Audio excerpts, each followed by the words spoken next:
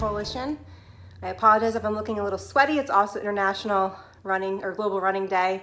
Just got back from a run, and today I'm going to talk to you about burnout, specifically physical burnout, and what that may lead to and how you can help with burnout in your physical yoga practice. First of all, if you've never practiced yoga, this is a great video to start with as well, because it gives you the opportunity to explore some props and some assists. So what burnout looks like for me a lot of times is what happened a few days ago. I was pushing myself too hard, not paying attention to things, and I injured myself doing something very routine around the house, but then that therefore gives me issues when I want to do other physical activities like running or yoga. So I modified my run today. I'm going to be modifying my yoga practice today for our Restorative Wind Down Wednesday. And I'm going to show you how to use some props to help aid your yoga practice or to help you if your body is just feeling tired, achy, sore, burnout. So today we're going to use some blocks and a strap. If you don't have blocks at home, yoga blocks, you can purchase them very inexpensively, less than $10 each at some of your big box stores. You can also use a book, a water bottle, a pillow, anything you can use to prop you up or help to give you some support. And if you don't have a strap, a yoga strap at home, you can use a belt. Very easy, or like an exercise resistance band would also work. Just make sure it's long enough so that you're not putting too much tension on your legs in some of these poses. So let's get started here, and we're going to do a very basic pose to start off with. I have a bum toe, so if you see me favoring my left toe, my left foot, that's why. The downward facing dog. Here I have 2 yoga blocks, and I'm going to just use the yoga blocks in my downward facing dog. Make sure that it's wide enough that you can get support without feeling crunched up. But this is a great way to bring the floor towards you instead of straining to reach the floor. And then bend your knees as much as you need to as well. Put in some breath here, some gaze to help focus you and center you. And then walk your feet to your hands for ragdoll. Ragdoll is a wide leg stance. Your arms just hang down. Once again, use your blocks here. You can also adjust the height if you want. That's the great thing about having blocks, is that it allows you to sort of change up what you need for that particular day. Let your neck hang. Maybe do some turns back and forth or rolls.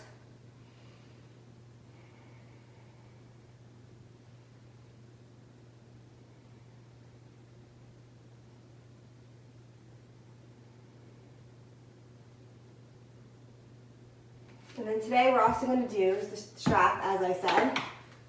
We're going to do some dancer poses. This is great balancing pose, also good for doing some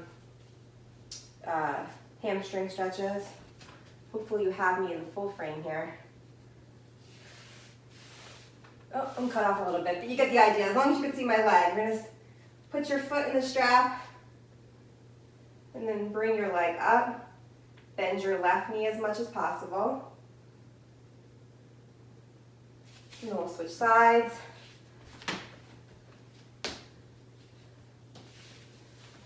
Yeah, as long as you can see my leg, that's the most important part here. See me using the strap to bring my leg up higher than I would be able to do if I was just going to grab my foot. And in this case, because I have a bad toe, I don't want to have to grab around too much on my feet, because I'm afraid if I hit my toe, it will hurt. So you can use these different props in all types of fashions and different poses. I'm going to give you some of the restorative ones today. Next, we're going to do double pigeon, which is a seated pose. And if you have tight hips, if you're a runner, maybe you sit all day, you might have extra tight hips. The one way you can modify this is to sit on top of your block, and that way you can bring your pelvis forward and put your right foot on top of your left knee. And you can see even here, even in this pose with this block formation, I struggle with this one a little bit. What I like to do, because I do have tight hips, is I put the block in front of my left knee and then bring my right foot on top of the block like this. In this double pigeon pose, you don't want your knees to be shooting up and higher than your hips. So that's why you would use a block here and assist. If I put my right foot on top of my left knee, see my right knee starts to shoot up a little bit because of my right hip flexor is tight. So this is one option. Then we would switch sides, left side, double pigeon. And it's common to have one side that's more flexible than the other.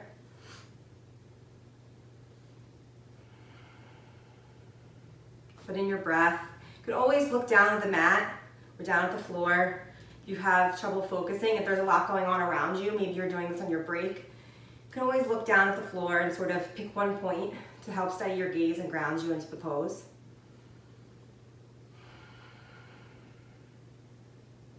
The next one I want to do is waterfall pose, or we also sometimes call it hips on a block. Once again, if you don't have a block, use a pillow, you can use a book, something sturdy, a stack of magazines maybe even. And you're just going to put the block underneath your tailbone here. You'll feel the right spot. And then you're going to bring your legs straight up. And you can also do this on a wall. If you have access to a free wall where you can just put your legs up a wall, that's also a great option. And then press into your heels. You're just reversing the flow here. The flow of your blood is now going from your feet to your heart instead of downward.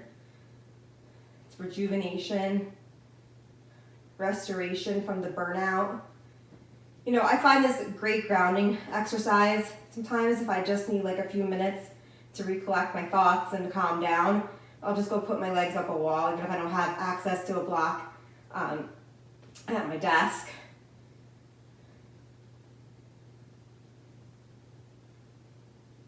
And then come on down.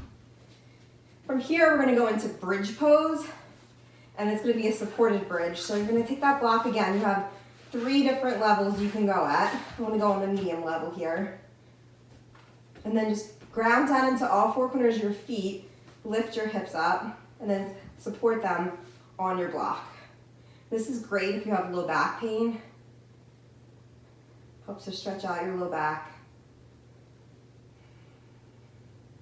Just a few breaths here. Once again, the thing with burnout is that we all experience it a little different. There's probably some sensation in your body you'll notice what you're feeling when you feel burnout, whether it's fatigue, muscle soreness, your heart racing, your breathing increasing. And then of course, once the physical sensations start, that's usually when the mental burnout begins. Inability to sleep, trouble focusing. And doing these simple exercises, just like the exercises that Willow and Charles talked to you about earlier in the week, just help to refocus your attention, give yourself some restoration in your body and your mind, and allow yourself to come back to a place of groundedness, of centeredness, instead of a frazzled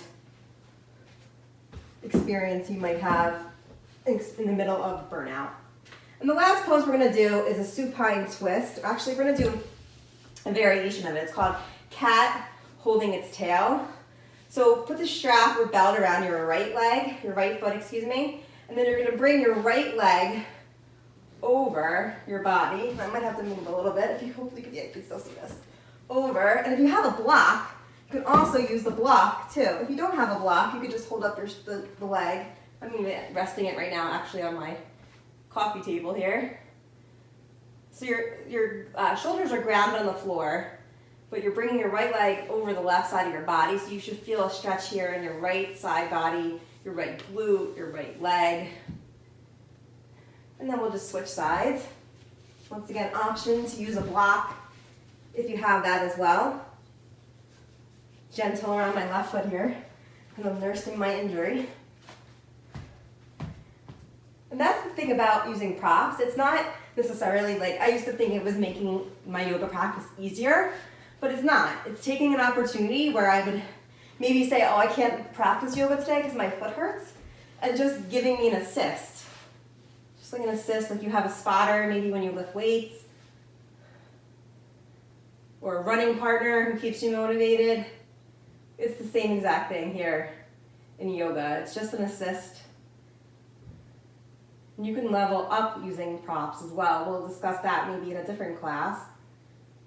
But as you can see here now, I'm just stretching the left side of my body. And then slowly come out of it, remove any of the props. I hope you guys learned about burnout so far this week. Stay tuned. Friday, we'll have some more tips of how to talk about burnout when we do our flow practice, our vinyasa. But hopefully those tips and tricks today helped you in a restorative way as you wind down Wednesday. Have a great day. Stay safe.